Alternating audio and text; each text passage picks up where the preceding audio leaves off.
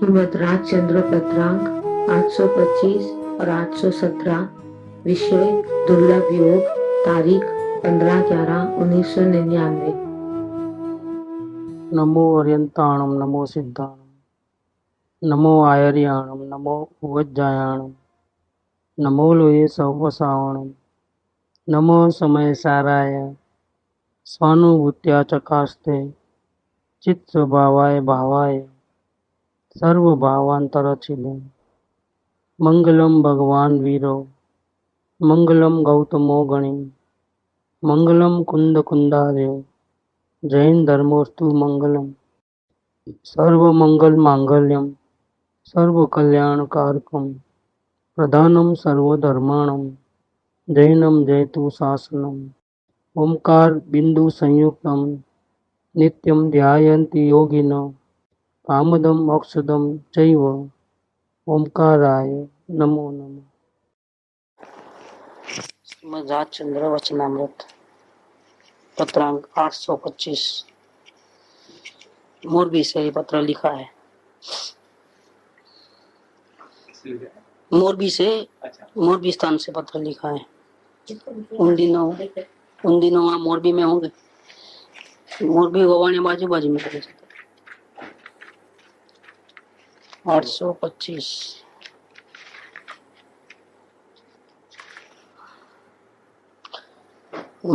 लघुराज स्वामी को नहीं, झवेरचंद भाई करके कोई है कावीठा में। झवेरचंद भाई, रतन चंद भाई, ऐसे दो मुमुक्ष कावीठा वालों को। नहीं, मुनिराज को नहीं, कोई मुमुक्षों को लिखा है कावीठा में। अपन उत्तर संधा गए थे हम लोग, अपन गए थे उत्तर संधा, उसके बाजू में कावीठा है। कावीठा के कोई मुमुक्षों को लिखा है मोरबी से। आत्म स्वभावनी निर्मलता थवाने माटे મુમુક્ષુ જીવે બે સાધન અવશ્ય કરીને સેવવા યોગ્ય છે, સત્શ્રુત અને સત્સમાગમ. પ્રત્યક્ષ સત્પુરુષોનો સમાગમ ક્વચિત ક્વચિત જીવને પ્રાપ્ત થાય છે, પણ જો જીવ સદદ્રષ્ટિવાન હોય તો સત્શ્રુતના ઘણા કાળના સેવનથી થતો લાભ પ્રત્યક્ષ સત્પુરુષના સમાગમથી બહુ અલ્પકાલમાં પ્રાપ્ત કરી શકે એમ છે. કેમ કે પ્રત્યક્ષ ગુણ અતિશયવાન નિર્મળ ચેતનના પ્રભાવવાળા વચન અને વૃત્તિ ક્રિયાચેષ્ટિતપણું છે. જીવને તેવો સમાગમ યોગ પ્રાપ્ત થાય એવું વિશેષ પ્રયત્ન કર્તવ્ય છે. એવા યોગના અભાવે સત્શ્રુતનો પરિચય અવશ્ય કરીને કરવા યોગ્ય છે. શાંત રસનું એમાં મુખ્યપણું છે. શાંત રસના હેતુએ જેનો સમસ્ત ઉપદેશ છે. સર્વે રસ શાંત રસ ગર્ભિત જેમાં વર્ણવ્યા છે એવા શાસ્ત્રનો પરિચય તે સત્શ્રુતનો પરિચય છે. ये तो ज्ञानी पुरुष मतलब ज्ञानी बनना है मुमुक्षु जीव को, और आत्म स्वभाव की निर्मलता करनी है, तो ऐसे मुमुक्षु जीव को दो प्रकार से कार्य करना चाहिए. साधन दो है उसको, तो आत्म स्वभाव की निर्मलता होती है. मुमुक्षु जीव माने जिसको भवभ्रमण से छूटना है, उसको आत्म स्वभाव की निर्मलता होनी चाहिए. उसके लिए उसको क्या करना है? उसके लिए उसको ज्ञानी पुरुषों के लिखे गए वितरागी शास्त्र और ज्ञानी पुरुषों का प्रत्यक्ष में सत्समागम करना चाहिए. दो साधन है.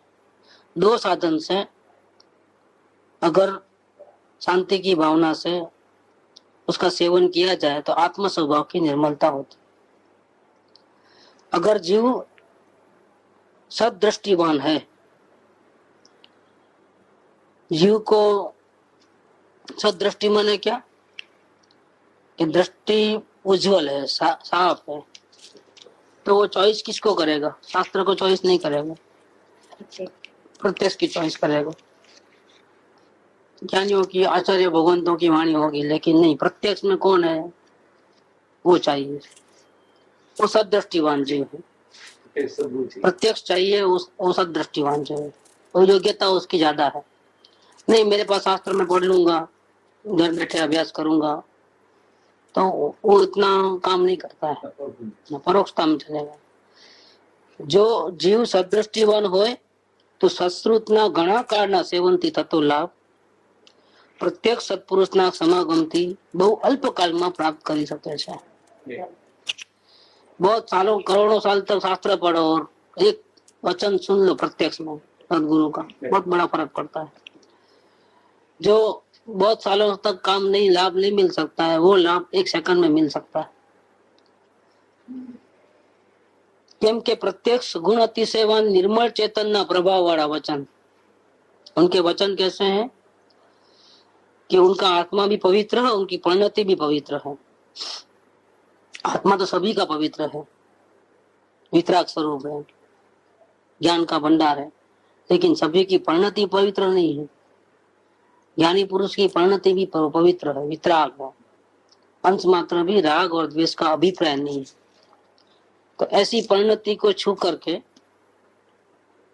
उनके जो वचन निकलते हैं, उनके हर एक वचन के पीछे एक ही आशय रहता है कि जीव राग द्वेष से मुक्त हो जाए। वो गाली देवे डांटे तो भी उसका पीछे आशय वही रहता है कि वो जीव राग द्वेष से मुक्त हो जाए। आज सुबह नहीं आचार्य देव कहे, हे अंधे प्राणी, तो संसार में किसी को अंधा कहो तो देखने वाले आंखों वालों को बुरा लग जाता है, लेकिन आचार्य देव ने वो बात लिखी है, हे अंधे प्राणी करके, कहाँ तुम सो रहे हो, इधर आओ, मैं तुझे अपना स्थान बताता हूँ, सोने की जगह तेरा पद वो बताता हूँ, वो अविनाशी है। लेकिन पहले शुरुआत तो अंधे प्राणी से किया तो बुरा लग जाता है, लेकिन इसके पीछे का आशय वो रहता है कि जीव को वितरागता प्राप्त हो, जीव को शांति मिले। तो ज्ञानी के जो वचन होते हैं वो वितरागी परिणति वाले वचन होते हैं, और उनकी वृत्ति भी वितरागता को दर्शाने वाली। प्रत्यक्ष गुण अतिशयवान निर्मल चेतन के प्रभाव वाले वचन, चैतन्य की महिमा करने वाले वचन। ज्ञानी के वचन की खासियत ये है कि वो अपने आत्मा के अलावा किसी की महिमा नहीं करेंगे। दूसरे की महिमा होगी तो भी इससे बढ़ के महिमा आत्मा की होगी, चैतन्य की होगी। चैतन्य की महिमा होने से उनके वचन में एक लक्षण बन जाता है, किधर भी आधार रखने योग्य नहीं है, सब आधार छोड़ देना है। तेरा आत्मा ही परमात्मा है, तो उसके शरण में जा। तो कहीं उसके पास जा, उसके पास जा, उधर मांग, ये सब निकल जाता है। ज्ञानी के वचनों की ये खासियत रहती है, पराधीनता नहीं होती है वचन के अंदर। चैतन्य की महिमा वाले वचन होते हैं। जीव को वैसा समागम योग प्राप्त होवे ऐसा विशेष प्रयत्न कर्तव्य है। परोक्षता मिटे और प्रत्यक्षता होवे, इसके लिए विशेष प्रयत्न करना जरूरी है। एवा योग ना अभाव है, जब उनका योग नहीं है, किसी पाप का उदय ऐसा है कि भावना है प्रत्येक साथ में रहने की, फिर भी पाप का उदय ऐसा है कि हम रह नहीं पाते हैं, अंतराय है, प्रत्यक्ष योग नहीं मिलता है चाहने पर भी। अब पाप का योग है कि प्रमाद है, वो नक्की करना पड़ेगा। यहाँ जीव ताप खाता है। लोग ऐसा कहेंगे कि हमको तो प्रत्यक्ष के साथ में रहना है, प्रत्यक्ष की आज्ञा अनुसार चलना है, हम तो वो चाहते हैं, लेकिन ये प्रॉब्लम है, वो प्रॉब्लम है, फलाना है, दिखड़ा है, हजार बहाने हैं। हजार बहाना है तो हम लोग प्रत्यक्ष नहीं मिल सकते हैं। तो वो ऐसा कहेगा कि हमने पूर्व में अंतराय बहुत डाली होगी किसी को, इसलिए हमारा पाप का उदय चल रहा है। ज्ञानी पुरुष की प्रत्यक्ष आराधना में रहना है, उनके सानिध्य में रहना है, लेकिन क्या करें, कोई ना कोई प्रॉब्लम आ जाता है बीच में, और हमारी भावना तो बहुत है लेकिन सफल नहीं हो रही है। प्रत्यक्ष समागम हमको नहीं मिल सकता, क्या करें अब किए हुए कर्म तो भोगने ही पड़ेंगे ना, इसलिए हम क्या करें, हम मजबूर हैं। भावना तो बहुत जबरदस्त है, तो भावना जबरदस्त होने पर भी पूर्व कर्मों के अंतराय के कारण प्रत्यक्ष समागम नहीं मिल सकता है। चाहना होने पर भी ऐसा भी बन सकता है। और एक कर्म की थियरी को लेकर के झूठा बहाना भी बताता है।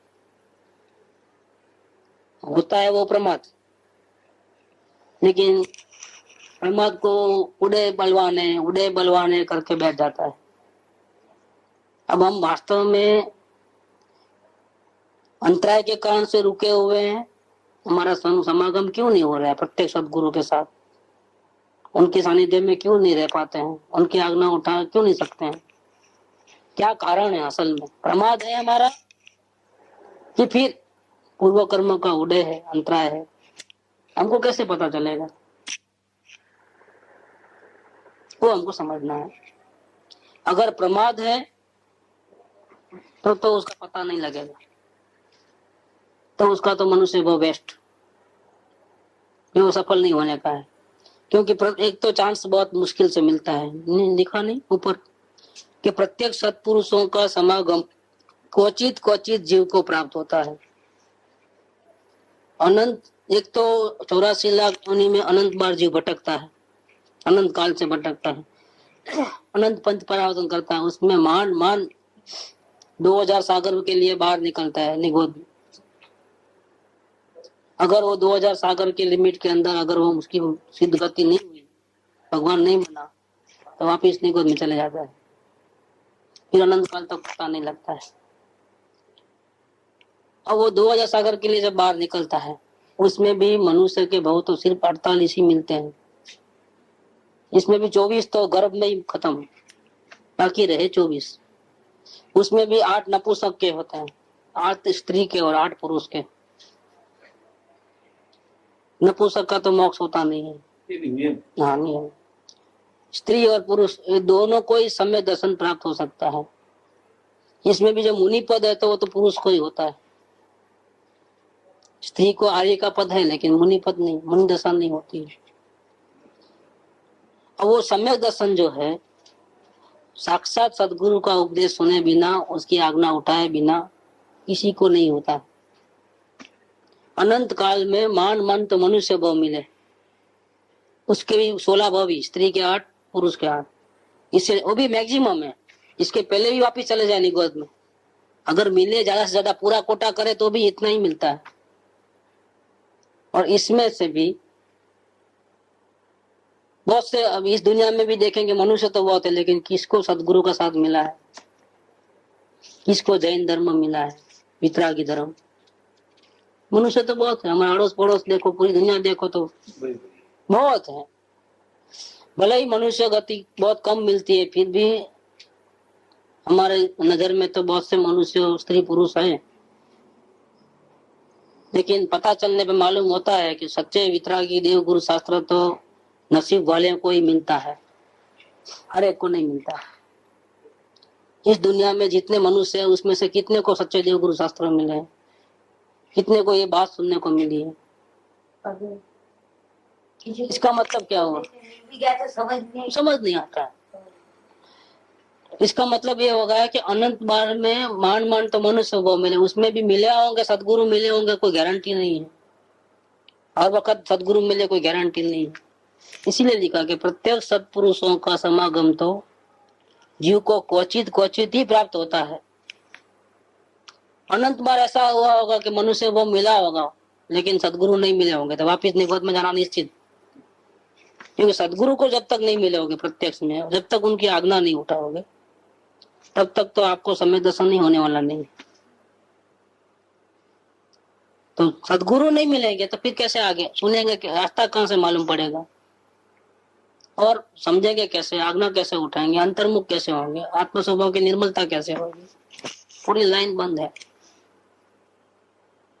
तो अनंत बार मनुष्य बने होंगे, लेकिन मान एकाध वक्त मिला होगा तो मिला होगा, कोई गारंटी नहीं है। सदगुरु का योग इतना दुर्लभ है, ये जीव को सदगुरु का योग मिलना बहुत दुर्लभ है।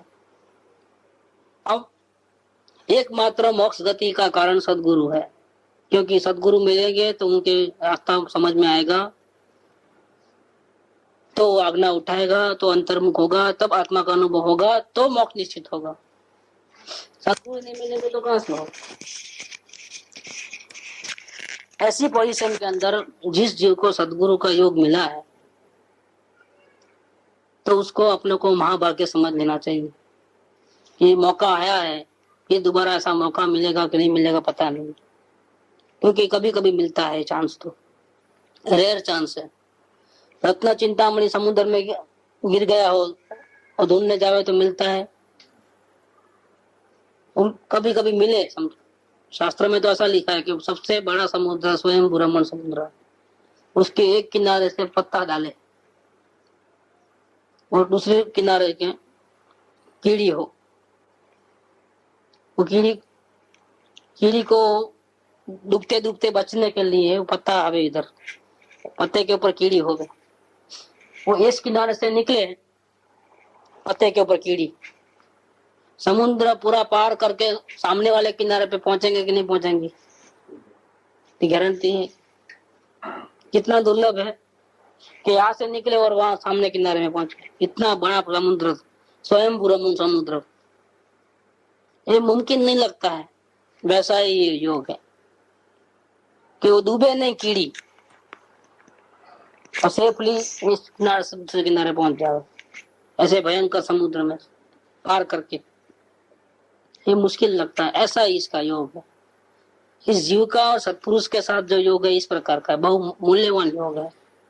ऐसा मूल्यवान चांस अगर अपने को मिले और हम उसका फायदा नहीं उठावे, इसका मतलब क्या होगा? इसका मतलब ये होगा कि हमारी भावना में खोट है, हमारी भावना सच्ची नहीं है, हमको आत्मा का प्रेम नहीं है, आत्मा की दया नहीं है, हमको संयोग से प्यार है, हमको बाहर की अनुकूलता में ज्यादा रस है, संसार की सुविधा हमको चाहिए, इसमें हमको ज्यादा इंटरेस्ट है। सामाजिक कार्य रहते हैं, पारिवारिक समस्याएं रहती है, शारीरिक प्रॉब्लम रहते हैं। इन प्रॉब्लम में से इतने उलझे हुए हैं, एक के बाद एक सॉल्व करते जाओ, इतनी जिंदगी बीत गई, एक के बाद एक रोज नया नया प्रॉब्लम है। कभी हम फ्री नहीं बैठे हैं शांति से, पूरी जिंदगी चले गई, इसमें कोई ना कोई समस्या रही है जीवन में। कई संडे चले गए लेकिन हम फ्री कभी नहीं हुए, क्योंकि कोई ना कोई समस्या लगी रही। ये छोटी मोटी समस्या उलझाते इतना आयुष्य बीत गया, लेकिन अभी भी ऐसा नहीं लगता है कि हमारे शांति के दिन आए हैं, अब कोई काम नहीं, अब सिर्फ आत्मा का काम है। ऐसा एक दिन भी अभी भी नहीं आता है। जीव उलझा हुआ है, 10 प्रॉब्लम सॉल्व करेगा तो 20 खड़े हो जाएंगे, 20 सॉल्व करेगा तो 50 खड़े हो जाएंगे। वो करते ही रहेगा, उसको टाइम मिलेगा ही नहीं आत्मा के लिए। और आत्म कल्याण करना कितना जरूरी है, लेकिन वो भावना रहती है, लेकिन वो समय चले आता है। सदगुरु का योग मिला है लेकिन प्रत्येक सानिध्य नहीं है। तो हमारी भावना सच्ची है कि झूठी है?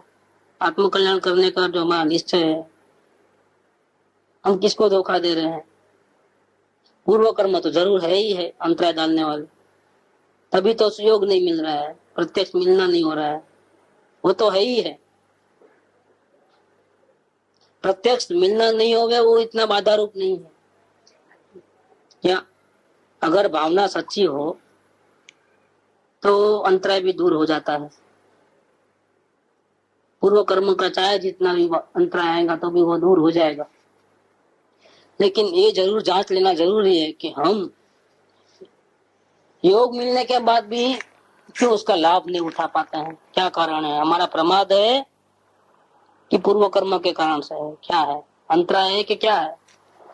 कहीं ऐसा ना हो कि अंतराय को, हमारे प्रमाद को हमने अंतराय का नाम दे दिया है, कहीं ऐसा ना हो जाए।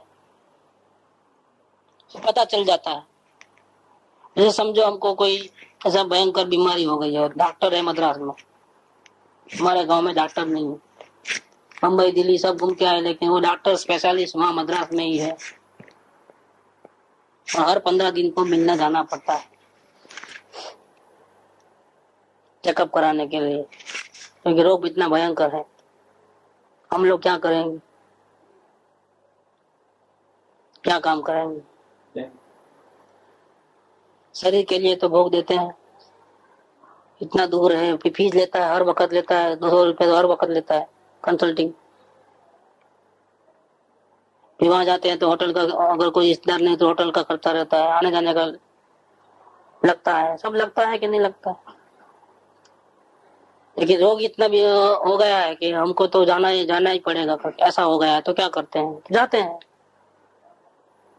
और हमारे को जो आत्म रोग हुआ है, आत्म भ्रांति सम रोग नहीं, सदगुरु वेद सुजान, गुरु आज्ञा सम पथ्य नहीं, औषध विचार ज्ञान। हमको जो आत्म भ्रांति जो हो गई है और राग द्वेष हो रहे हैं अपने परिणाम में, पल पल में राग द्वेष, अच्छा बुरा, करूं नहीं करूं, ये चल रहा है।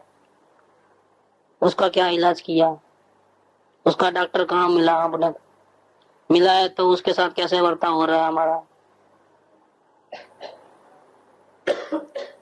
ऐसा कहोगे कि हमको भावना तो है लेकिन क्या करें, हमारे ऐसे पुण्य कहाँ कि सदगुरु के रोज दर्शन दर्शन हुए। मद्रास जाने के लिए तो पुण्य है, शरीर के इलाज के लिए, और आत्म रोग निकालने के लिए हमारे पास पुण्य नहीं। क्या समझना, इसका अर्थ क्या समझना, ये समझना कि हमको भावना है लेकिन क्या करें, पूर्व कर्म का उदय है,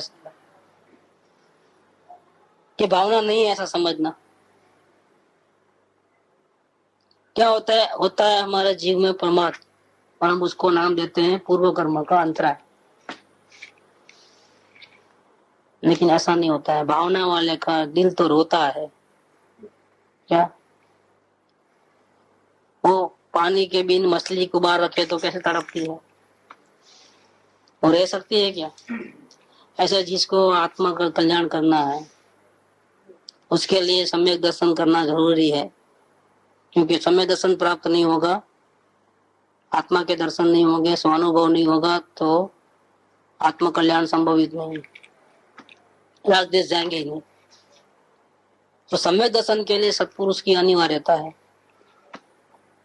तो जिसको आत्मा का अनुभव नहीं हुआ है ऐसे जीव के लिए सत्पुरुष की गरज कितनी होती है, वो सत्पुरुष से अलग नहीं रह सकता है। तो पुण्य का उदय ऐसा हो भी सकता कभी कभी कि कुछ गड़बड़ हो जाए कि कहीं दूसरी जगह चले जाए, लेकिन उसकी जो भावना से उसके चेहरे से मालूम पड़े, जुड़ा हुआ रहता है, उदासीन इतना रहता है, वो उदासीन लाइफस्टाइल चेंज हो जाती है, वो कहीं मजा नहीं आती, छटपट रहती। उदय प्रसंग में कहीं मजा नहीं आता, सब बोझा रूप हो जाता है। राजी खुशी वहां रहने का तो कोई सवाल ही नहीं है। क्या चाहे जितना नुकसान होता हो तो भी दूर नहीं रह सकता हो, चाहे जितना फायदा होता हो वहां उसकी हाजिरी मात्र से फायदा नहीं लगता है, न नुकसान लगता है, न फायदा लगता है। सत्पुरुष का योग मिले तो फायदा है, योग नहीं मिलता है, सब करोड़ रुपया कमाए तो भी नुकसान ही नुकसान है। ये जीवन का जिसका टारगेट ये है कि मुझे आत्म शांति चाहिए, उसको अगर आत्म शांति कैसे होती है उसका रास्ता दिखाने वाले कोई ज्ञानी पुरुष मिल जाए और शांति करने की भावना वाला जीव हो तो वो दूर कैसे रह सकता है। हाँ वो तो आगे 2-3 दिन पहले आ गया 949 में। जिसकी जिंदगी का कांटा ही ध्रुव कांटा वो है, आत्म शांति चाहिए। फिर वो संयोगों को ऊपर से दृष्टि हट जाती है, शांति मिले ऐसा ही करता है वो, भले वो अकेला हो जाए सारी दुनिया में, चाहे गरीब हो जाए, खाने को भी न मिले, अरे पहनने के लिए वस्त्र भी न मिले, है उसमें 949। गोपाल देव को मानते हैं लेकिन कैसे मानते हैं? आत्म शांति जिस जिंदगी का ध्रुव कांटा है, आत्म शांति जे जिंदगी नो ध्रुव कांटो छे, ते जिंदगी गमे तो एकाकी होय અને નિર્ધન હોય, નિર્વસ્ત્ર હોય તો પણ પરમ સમાધિનું स्थान છે। क्या? क्योंकि हमको आत्म शांति पहले है, संयोग पहले नहीं है। तो ऐसे भावना वाला जीव तो जैसे मछली पानी के बिना नहीं रह सकती है, ऐसे वो सदगुरु के बिना एक दिन भी, एक सेकंड भी नहीं रह सकता है, छटपट होती। अंतराय के कारण से, पाप के उदय के कारण से कांटेक्ट नहीं होगा। क्या वो तो कांटेक्ट तो पुण्य का उदय हो तो ही होता है। लेकिन उसका जो सत्पुरुष का वियोग होगा ना, और वियोग में जो तड़फड़ेगा ना जो, और कहीं भी मजा नहीं आती है ना संसार में, कहीं भी रस नहीं है। सत्पुरुष के दर्शन नहीं है तो हमको रस नहीं आता है किधर भी, न खाने में, न पीने में, न मकान बनाने में, न उधर जाने में, न इधर जाने में, कहीं चैन नहीं है। तो क्या हो जाएगा कि संयोग से जितना लाभ नहीं होगा उतना वियोग से लाभ हो जाएगा। तो संयोग में तो ऐसा रोज सुनने को मिलता है ना, तो प्रमाद कर लेगा। वहां तो मिलता नहीं है उसको। सत्पुरुष की जो वैल्यू होती है ना, वो किसी को भी नहीं होती है। वियोग में फायदा है। और वियोग इसको इतना तकलीफ देता है कि संसार का रस छूट जाता है। संयोग वाले को संसार का रस अभी भी पड़ा रहता है, क्योंकि रोज दर्शन करता है ना, उसको इतनी वैल्यू नहीं है। लेकिन वियोग वाले को तो इतना तड़पड़ता है कि संसार में रस ही नहीं, खत्म हो गया है। तो अपने को रस तोड़ना है, साथ में रह करके भी संसार का रस टूटना है, और दूर रह कर भी संसार का रस टूटना है। क्योंकि संसार का रस टूटेगा तो आत्मा का रस आएगा ना। एक म्यान में दो तलवार नहीं रह सकती। जिसको संसार का प्रेम है उसको आत्मा का प्रेम नहीं, जिसको आत्मा का प्रेम है उसको संसार का प्रेम हो ही नहीं सकता है। लोक संगना जे जिंदगीनो ધ્રુવ કાંટો છે, એ જિંદગી ગમે એટલી શ્રીમંતાવાળી હોય, ઐશ્વર્યવાળી હોય, કુટુંબ પરિવારના યોગવાળી હોય, છતાં પણ તે દુઃખનો જ હેતુ છે। અને આત્મશાંતિ જે જિંદગીનો ધ્રુવ કાંટો છે, એ જિંદગી એકાકી, નિર્ધન અને નિર્વસ્ત્ર હોય તો પણ परम समाधि नो स्थान है। दो रास्ते हैं, एक डूबने का, एक तैरने का। डूबने का रास्ता सीखने की जरूरत नहीं हो तो हम चल ही रहे हैं उस मार्ग पे बिना सिखाए। जगत के किसी भी पदार्थ बच्चे को सिखाने की जरूरत नहीं कि राग द्वेष कैसे करना। वो तो बचपन से बाहर निकला कि राग द्वेष चालू, ये अच्छा लगता है, ये बुरा लगता है। छोटे बच्चे को स्कूल में भेजने की जरूरत नहीं, अच्छा बुरा नहीं करो सिखाने की जरूरत नहीं। वो सीखे ही बचपन से बाहर निकला कि भूख अच्छी नहीं लगती है और दूध अच्छा लगता है। छोटे आरे में ऐसा अभी तो राग द्वेष ज्यादा है, छोटे आरे में इतना राग द्वेष नहीं था तो मनुष्य जब तक आत्मज्ञान नहीं है तब तक उतना ही रहता है। तो क्या आत्मज्ञान वाले को फर्क पड़ता है। आरा कौन सा भी हो, चौथा हो कि तीसरा हो कि दूसरा हो कि पहला हो कि पांचवा हो छठा हो, संबंध राग द्वेष का संबंध आत्मज्ञान के साथ है। जिसको आत्मज्ञान हुआ उसका राग द्वेष उस मात्रा में कम होता है, अनंत अनुबंधी नहीं होता। बाकी तीर्थंकर के बगल में ही रहता हो ना, पड़ोस में ही, उसके घर उनका बेटा हो ना, उनके घर में ही रहता हो, तो भी आत्मज्ञान नहीं है तो राग द्वेष है। उतना ही है जितना छठे आड़े में होता है ना, उतना ही उसको है,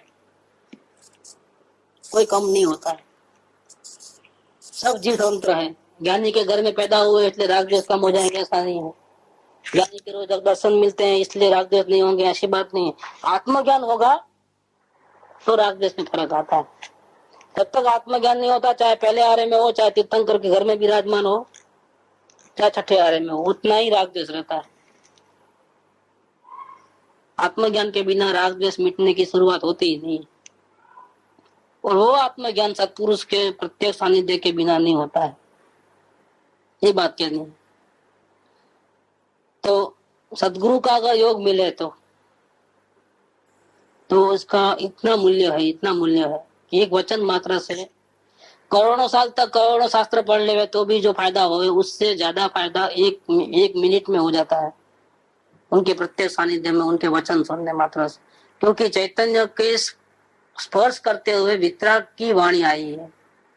खुद भले अभी वर्तमान परिणति में कमजोरी के कारण राग द्वेष विद्यमान है, लेकिन उनकी दृष्टि जो है पूर्ण वितराग परमात्मा अपने आत्म स्वरूप में है।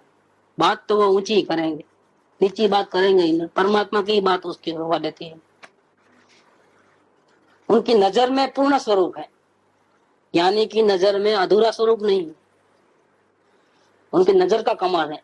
जैसे हंस होता है तो हंस उसकी चोंच दूध में जाती है तो पानी अलग दूध अलग हो जाता है, अपने आप अलग करना नहीं पड़ता। जवेली की नजर भी ऐसी होती है, सच्चे मोती खोटे मोती पे बोले अभी वर्तमान परिणति में राग द्वेष पूर्ण मिटे नहीं है, राग द्वेष के अंश है उसका, लेकिन बात परमात्मा की ही करेंगे, पूर्ण वितराग की ही करेंगे, राग द्वेष की बात करेंगे ही नहीं कभी भी। करना नहीं करना तो बात ही नहीं करेंगे कभी। भक्ति कर लो, उपवास कर लो, सत्संग कर लो, ये कर लो, वो कर लो, बात नहीं। ये छोड़ो, वो छोड़ो, फलाना करो, दिखड़ा करो, कोई बात नहीं करेंगे। आत्मा को देखने के अलावा कोई बात नहीं करेंगे। कि उनकी नजर में सबसे बड़ी वैल्यू किसकी है? आत्मा की वैल्यू। उसके दर्शन हो जाएंगे, सब अपने आप सेटिंग हो ही जाने वाला है, राग द्वेष रहेंगे ही नहीं। तो एक सेकंड का भी अगर उनका समागम हो जाए और उसकी आज्ञा उठा ले तो बेड़ा पार हो जाए, इतना प्रत्येक सदगुरु का वैल्यू है। अब हम उनका लाभ नहीं उठा पाते हैं, उसमें हमारा पूर्व कर्मों का कारण है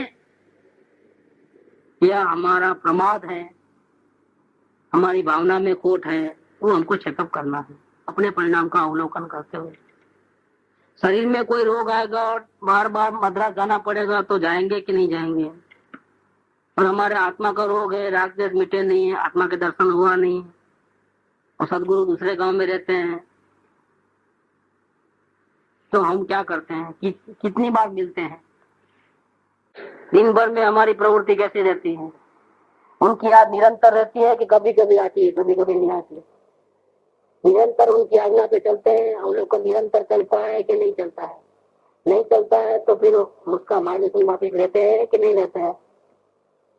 हमारे को कहीं मोह है आत्मा के अलावा और कहीं जगह पे दूसरों की पंचायत चल रही है, आत्मा के अलावा किसी और की चीज की पंचायत चल रही है, समाज की, परिग्रह की, कुटुंब की, शारीरिक प्रॉब्लम उलझाने में लगे हैं।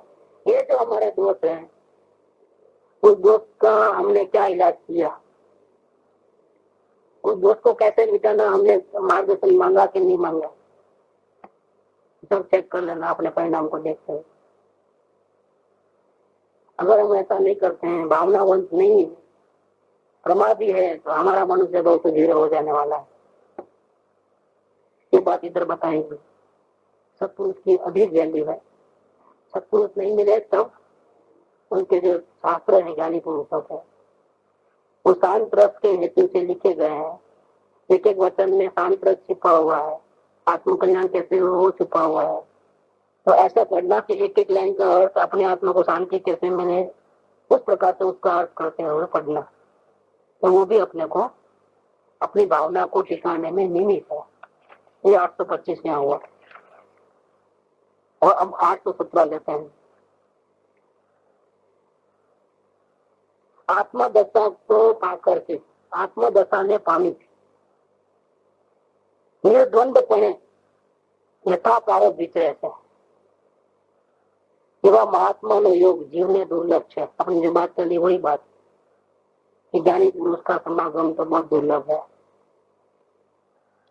आत्मदशा को पा करके तो यथा करते हैं। लोग कहेंगे कि आत्मा मिल गया तो फिर राजस्व क्यों परिणाम होंगे, ज्यादातर उपयोग बाहर क्यों रहता है? तो कहते हैं कि आत्मदशा को पाकर के भी उनकी परिणति, विचरण, बाहर का आचरण, वो यथा प्रारब्ध होता है। यथा प्रारब्ध का मतलब क्या है? उनको कोई चॉइस नहीं रहती है, ऐसा करूं कि वैसा करूं। वो परेशानुसारी होता है, जैसे दूसरे लोग चाहते हैं वैसा कर लेते हैं। जहाँ चलती है चला लेता है, नहीं चलती है नहीं चलाते। सरेंडरशिप में क्या तो भगवान का दास है और सारे संसार से उदास है, जैसा बोले ऐसा कर लेता है, कोई चॉइस नहीं होती। इसका नाम है यथा प्रारब्ध। तो लोगों को लगे कि राग द्वेष है, उनको कुछ पसंद है कुछ ना पसंद है, ऐसा लगे, वास्तव में ऐसा नहीं होता है। निर्द्वंदपणे यथा प्रारब्ध विचरते हैं। ऐसे महापुरुषों का योग जीव को बहुत दुर्लभ है। ऐसा योग बनने पर जीव को उस पुरुष की पहचान नहीं होती है। क्यों नहीं होती है? कि बात तो विचारता की करते हैं, महिमा तो आत्मा की करते हैं, और उनका खुद का उपयोग तो बाहर भटकते रहता है सारा दिन। तो ऐसा लगता है, दुनिया वालों को ऐसा लगता है। इसलिए बात में और आचरण में मेल मिलाप नहीं है। क्योंकि अभी पूर्ण वितराग दशा नहीं है। तो बाह्य दृष्टि वाले जीवों को ज्ञानी पुरुष मिले तो भी उसकी पहचान नहीं होती है। તેવો યોગ બને જીવને તે પુરુષની ઓળખાણ પડતી નથી। जैसे हीरा तो हाथ में आया लेकिन पहचान नहीं है, हाथ में ही है लेकिन पहचान नहीं है, तो वैल्यू नहीं निकाल सकता। कोई बोलेगा कि उसका तो 2000 का वैल्यू है, 10,000 का वैल्यू भले हो, अपने को 2000 का वैल्यू दे तो 50 होकर दे देंगे, अपने को तो पहचान है नहीं। तो 2000 आए लेकिन कितना नुकसान होगा? 60 का नुकसान होगा। क्या कारण है? कि हमको पहचान नहीं है। ऐसे ज्ञानी पुरुष की पहचान नहीं है तो जो लाभ लेना चाहिए वो हम ले नहीं पाते हैं। अगर पहचान होगी तो उनके वचन का जो वैल्यू है वो हमको समझ में आएगा। तो जो थोड़ा थोड़ा लाभ ले रहे हैं वो नहीं लेकर के पूरा ही लाभ लेंगे। हम लोग अभी जो लाभ ले रहे हैं वो थोड़ा थोड़ा लाभ ले रहे हैं। थोड़ा थोड़ा मतलब कैसा? तो उनके वचन सुने और अच्छा लगा तो पुण्य बन गए। क्या हुआ? क्या मिला? बहुत अच्छी बात बोलते हैं, बहुत अच्छा आज बहुत अच्छा आया था, बहुत आत्मा को अच्छा लगा। क्या ये अच्छा लगा हो? क्या होगा? पुण्य भाव हुआ। तो लाभ कितना हुआ? थोड़ा सा। उसको लाभ नहीं गिनना चाहिए एक्चुअल में तो, लेकिन गिने तो ऐसा गिनो तो उस टाइम में पाप नहीं हुआ, उसमें थोड़ा सा पुण्य बन रहा। क्योंकि ज्ञानी की बात अच्छी लगी। लेकिन वो ज्ञानी का योग तो आपको आत्मज्ञान होने में निमित्त होना चाहिए। आपको सिर्फ अच्छा लग रहा है उनकी बात, लेकिन आपको आत्मज्ञान तो होता नहीं है। हो सकता है लेकिन आपके कोशिश इतनी कमजोर है, आपकी योग्यता में इतनी खोट है कि जहाँ ज्ञानी को पहचान लेते हैं आपको आत्मज्ञान हो सकता है, मोक्ष निश्चित हो सकता है। उसकी जगह पे आपको क्या मिल रहा है? थोड़े बहुत पुण्य मिल रहे हैं। तो क्या किया? लाभ किया कि नुकसान किया? एक हीरा हमने 10,000 का पहचान नहीं होने के कारण 2,000 में बेचा तो क्या हुआ? नुकसान हुआ कि फायदा हुआ? बस वैसा हो रहा है। अगर ज्ञानी पुरुष का समागम होने पर भी उनकी पहचान नहीं होती है और आत्मज्ञान हमको नहीं होता है, तो समय निकल जाता है। तो हमने क्या किया? पूर्व का जो पुण्य था उसको जलाया, फिर भी थोड़ी बहुत बात अच्छी लगी तो नया पुण्य लिया, लेकिन जो फायदा लेना था वो तो लिया। जन्म मरण नहीं करते हैं, ये बात करके तो योग बनने पर भी जीव को उस पुरुष की पहचान नहीं होती है, क्योंकि वो यथा प्रारब्ध विचरते हैं। उनका पुण्य का इतना योग नहीं है कि दुनिया पूरी वाह वाह करे, दुनिया पूरी पैरों में गिर जाए, उनका जय जयकार हो गए, सब उनकी बात माने, ऐसा उनका पुण्य नहीं है। तो प्रारब्ध लेके आए, वो भी अज्ञान दशा में पहले पाप करके आए हैं, तो क्या करेंगे? उन लोग गालियां देने वाले ज्यादा होंगे, पूजा करने वाले कम होंगे। ऐसा भी हो सकता है क्या? दूसरी जगह तो लाइन लगती है, जो पापी ढोंगी महात्मा है वहां तो लाखों लोग सुनने को जाते हैं। जो रियल वितराग की वाणी कहते हैं उनके पास तो 2-4 जने आते हैं, उसमें भी 2-4 ग्रुप हो जाते हैं और गालियां देते हैं, टीका टिप्पण करते हैं। प्रारब्ध है उनका, क्या करें? यथा प्रारब्ध विचरते हैं, उनकी जय जयकार नहीं भी होती होंगी, उतने फेमस नहीं भी होंगे। आत्मदशा को पाकर के भी यथा प्रारब्ध विचरते हैं। ऐसे महापुरुषों का योग बहुत दुर्लभ है और मिलता है ऐसे महापुरुषों का योग तो जीव को सत्पुरुष की पहचान नहीं होती। और जब पहचान नहीं होती है तो क्या होता है? तो उनके एक एक वचन की वैल्यू इतनी है कि सारी दुनिया को दे दो तो भी उसकी कीमत नहीं चुका सकते। क्यों? कि उनका वचन अगर हृदय में उतर गया तो आत्मा मिलता है। क्या मिलता है?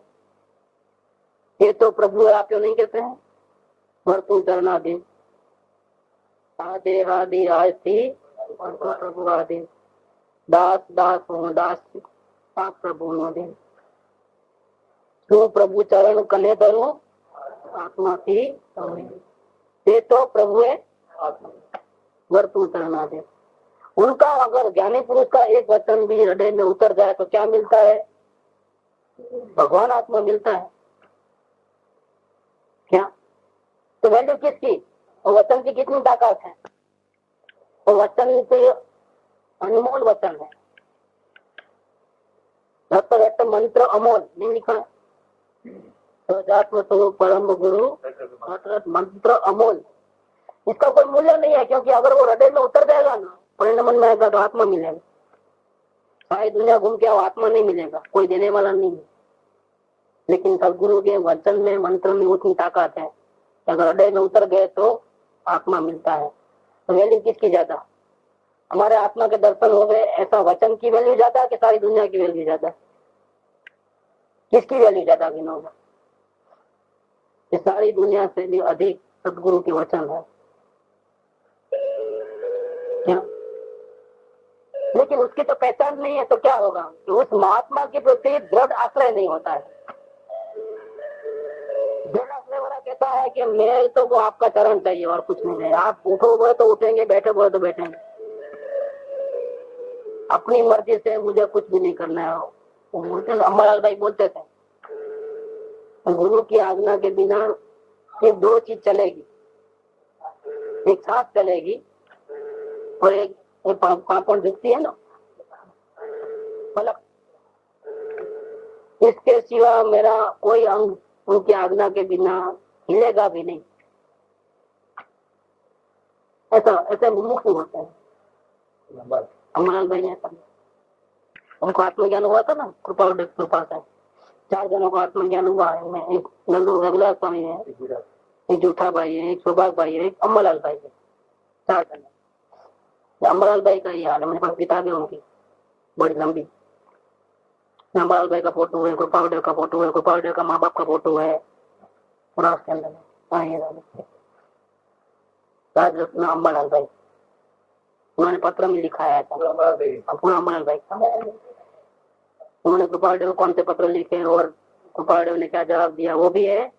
कृपालदेव के साथ कहाँ कहाँ गए, क्या क्या किया, सब उसमें है पूरी बात। अमरलाल भाई वो ऐसा कहते हैं कि अब तो मेरा जीवन पूरा कृपालदेव को अर्पण है, उनकी आज्ञा के बिना सिर्फ 2 ही चीज चलने वाली है, एक के साथ, क्योंकि इस पे तो मेरा कोई कंट्रोल नहीं है, और एक पलक। सब गुरु की आज्ञा से, कृपा से। अगर गुरु बोले तो ही, नहीं तो खाना पीना आराम। ऐसा हो सकता है क्या? दूर दूर रहते हो तो घड़ी घड़ी पूछेगा टेलीफोन करके, अभी मैं खाना खाऊं और पानी पीऊं? नहीं, क्या करना होता है उसका मीनिंग क्या? कि गुरु अगर दूर रहते हो और हमको खाना पड़ता हो तो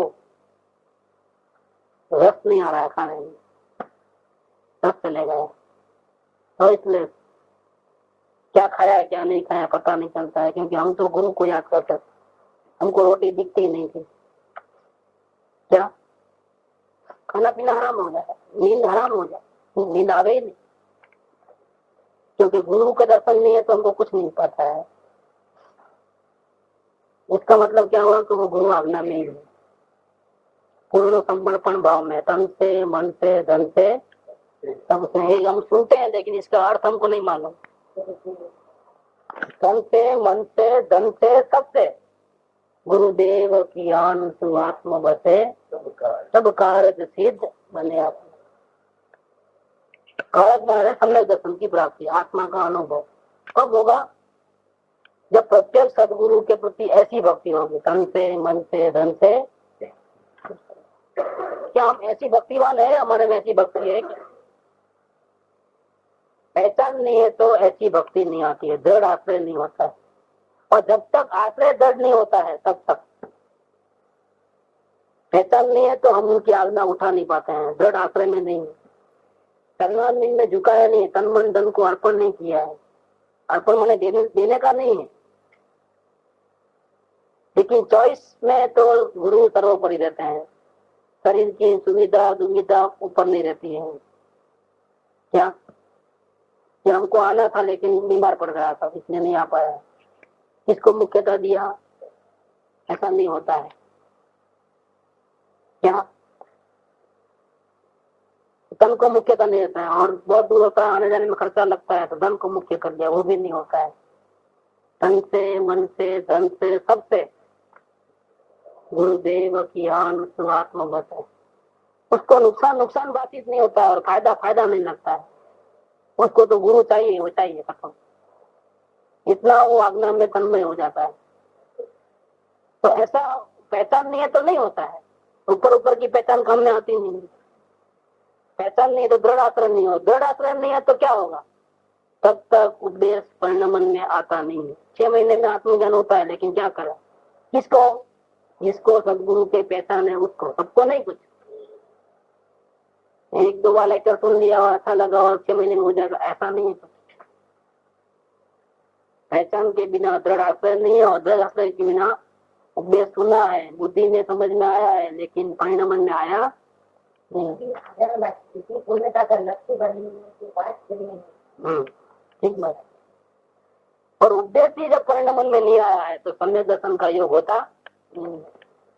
और सम्यक दर्शन की प्राप्ति जब नहीं है तो जन्म मरण आदि सभी दुखों की आत्यंतिक निवृत्ति होने वाली नहीं है। लिख दिया है कृपावर्धन ने 817 नंबर। ऐसे महात्मा पुरुषों का योग तो दुर्लभ है, उसमें तो कोई संशय नहीं है।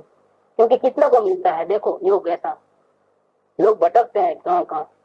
हमने ऐसे ऐसे लोगों को भी प्रकाश देखो तो आप देखे तारंगा में आए थे वो, उनकी आप हिस्ट्री सुनो तो क्या है, 25-30 साल से भटक रहे हैं। 25-30 साल पुणे वाले जो है, हम लोग भी गए 2 बार जाके आए, हम लोग भी 2 बार यहाँ आके गए, अभी आने वाले बता देंगे वापिस। वो तारंगा 25-30 साल भटकने के बाद योग मिला तो तारंगा में उनको समझ में आया। तो अब वो रह नहीं पाते हैं, रोज फोन तो हो जाता है, लगभग डेली आता है फोन। रात को 10 बजे तो हमको भी याद करते हैं, अभी आएगा फोन, तो अभी आ जाता है। 2-3 बार तो यहाँ आ गए, 2-3 बार हम जाके आए। इतना नहीं, वो तो जैन धर्म वाले नहीं है कुछ, वो तो वेदांत धर्म को मानने वाले हैं। लेकिन अभी उनके घर में जय श्री कृष्ण नाम नहीं है, अब जय जिनेन्द्र बोलते हैं लोग, बच्चे भी वही बात करते हैं। और उनके मिसिस को भी वही रंग है, वो भी अवलोकन बराबर कर रही है। हम तो मिसिस को समझाने नहीं गए थे, लेकिन उनकी हालत देख के तो ये कौन सा मार्ग अच्छा लगा, अच्छा लगता है तो बहुत अच्छा है, हमको भी सिखा। तो उनको भी रंग लग गया, मतलब घर में पूरा परिवार में रंग लग गया हो। देखो ऐसा होता है, चेंज आता है तो मालूम पड़े बिना नहीं रहता है। तो सम्यक दर्शन की प्राप्ति हुए बिना जन्म आदि दुख की आत्यंतिक निवृत्ति बनना योग। એવા મહાત્મા પુરુષોનો યોગ તો દુર્લભ છે, એમાં સંશય નથી, પણ આત્માર્થી જીવોનો योग बनવો પણ कठिन है। महापुरुष तो मिलते ही नहीं है, लेकिन ऐसे आत्मार्थी जीव भी मिलते, फिर कल्याण कैसे होगा। तो जो बात लिखी है कि 6 महीने और 8 समय में सिर्फ 608 जीव मोक्ष जाने वाले हैं। क्या कितने जीव कितने हैं, एक पानी की बूंद में अनंत जीव है, लेकिन मोक्ष कितने का होने वाला है, सिर्फ 608 जीव। कितने टाइम में, 6 महीने। इतना कम क्यों, इतने कम जीव तो बहुत है, इतने कम लोग मोक्ष जाने वाले हैं। सब लोग नहीं जा सकते हैं, नियम है वो। तो फिर हमको उसमें नंबर लगाना है तो कितनी मेहनत करनी पड़ेगी। हम जो अभी वर्तमान में जो मेहनत करते हैं वो काफी है क्या, पता भी नहीं लगेगा। इसलिए कहते हैं तो कि ज्ञानी पुरुष तो मिलना दुर्लभ है ही है, लेकिन इस पंचम काल में और हर समय में ऐसे सच्चे आत्मार्थी जीवों का योग मिलना भी कठिन है। क्या आत्मार्थी जीव नहीं है, क्योंकि अगर आत्मार्थी होंगे तो विज्ञानी पुरुष मिल जाएंगे तो जल्दी काम कर लेंगे, जल्दी मौका, तो वहां भीड़ लग जाएगी, लेकिन वहां भीड़ नहीं है, वहां तो लिमिट है। इसलिए वहां लिमिट को ठीक रखने के लिए यहाँ कंट्रोल है। कहाँ, नीचे के लेवल पे। आत्मा की बात सुनने वाले भले ज्यादा होंगे, लेकिन सच्चे आत्मार्थी दुर्लभ है, मिल नहीं पाएंगे, बहुत मुश्किल है आत्मार्थी मिलना। अगर आत्मार्थी ज्यादा होंगे तो बहुत लोगों को अनुभव हो जाएगा आत्मा का, तो बहुत लोग मोक्ष में चले जाएंगे, तो फिर वो नियम ब्रेक हो जाएगा।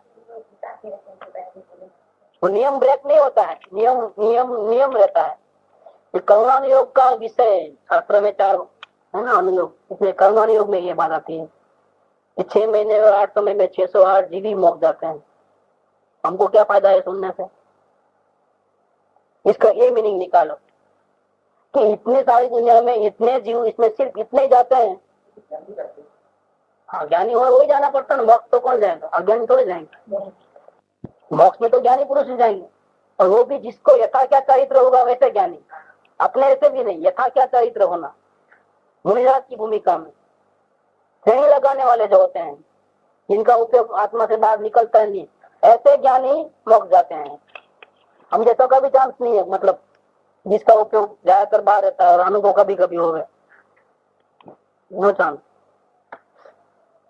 महाज्ञानी जो होते हैं, नग्न दिगंबर, जो उपयोग अंदर गया तो बाहर निकले नहीं, इतना जबरदस्त पुरुषार्थ करते हैं, वो ऐसे ज्ञानी 608 जी। हमारा नंबर तो अभी क्यों में, हम तो वेटिंग लिस्ट में है, अभी RSC भी नहीं है हमारा कंफर्म। क्या तो इतनी सारी दुनिया में इतने ही लोग जाने वाले हैं, इसका मतलब क्या कि इतना उपयोग अंदर में रहना बहुत मुश्किल है। नींद दशा होना भी मुश्किल है, त्रायु दशा होना भी मुश्किल है, सम्यक दर्शन होना भी मुश्किल है, और सम्यक दर्शन होवे ऐसी योग्यता वाले आत्मार्थी जीव भी मुश्किल है। पूरा नीचे बॉटम से ब्रेक लगेगी तभी तो होगा ना, वहां आत्मार्थी जीव भी नहीं मिलेंगे, और आत्मा की बात सुनने वाले भी मुश्किल है। अब देखो कि हम आत्मा की बात सुनने को सब लोग आ जाओ तो कोई नहीं आएगा। आपके जो जितने भी शादी ब्याह में बुलाते हैं ना लोगों को, तुम सबको कार्ड बांटो, हमारे घर में सत्संग रखा है, सबको आना है, आपकी हाजिरी अनिवार्य है। देखो कितने लोग आते हैं। शादी ब्याह में तो सब लोग आएंगे, लेकिन सत्संग के टाइम में आराम बराबर जो एक भी आया था, बहुत गिने चुने लोग आएंगे। तो आत्मा की जीव कम है तो सत्संग की चाहने वाले तो और भी कम है, क्योंकि वो ब्रेक लगती है। फिर सत्संग में आने वाले सब कोई आत्मा से नहीं होते हैं, उसमें से भी आत्मा की कमी रहती है, उसमें से भी ज्ञानी बनने वाले कम रहते हैं, उसमें से भी श्रावक बनने वाले और भी कम होते हैं, उसमें से मुनि बनने वाले और भी कम होते हैं। ऐसा लेना है, ब्रेक नीचे से लगती है। ये बात यहाँ कही है कि ज्ञानी पुरुषों का योग तो दुर्लभ है ही, लेकिन सच्चे आत्मा के जीवों का योग बनना भी बहुत मुश्किल है। तो भी वर्तमान में क्वचित ये योग है। ऐसे काल में सत्समागम, सत्संग और सत्शास्त्र, वितरागी शास्त्रों का परिचय कर्तव्य है। जीव को छूटना है तो ये दो कंपल्सरी है। सत्संग नहीं करेगा, वितरागी शास्त्रों का अध्ययन नहीं करेगा, पता भी नहीं मिलेगा, ऐसे खो जाओगे। मनुष्य बहुत बीत जाएगा पढ़ो, इसमें से आधी जिंदगी तो चले गई, बाकी जो बच्ची कुची कब जाएगी पता नहीं, हमरा कब आएगा पता नहीं। ये हम काम करने में, मजदूरी करने में ही रह जाएंगे, उसका करना है नहीं, इसका करना है नहीं, ये करना है, वहां जाना है, उन्होंने तो जाना है, उसमें भी आयु से खत्म हो जाएगा हमारा। इतना तो गया और भी खत्म हो जाएगा, कोई गारंटी नहीं है कि हम सक्सेस होंगे। इसीलिए सत्समागम और सत्शास्त्र का परिचय कर्तव्य है। ये कृपादेव की आज्ञा है, मानना नहीं मानना तो अपने हाथ में है। अगर हमको आत्म कल्याण करना है तो कृपादेव की आज्ञा मानना है, और नहीं करना है तो नहीं मानना, जैसी अपनी इच्छा हो ऐसा करे। सुख धाम अनंत सुसंत चही, दिन रात रहे तद ध्यान मही। प्रशांति अनंत सुधामय जे, प्रणमो पद तेवर तेजयते। प्रणमो पद तेवर तेजयते। प्रणमो पद तेवर तेजयते।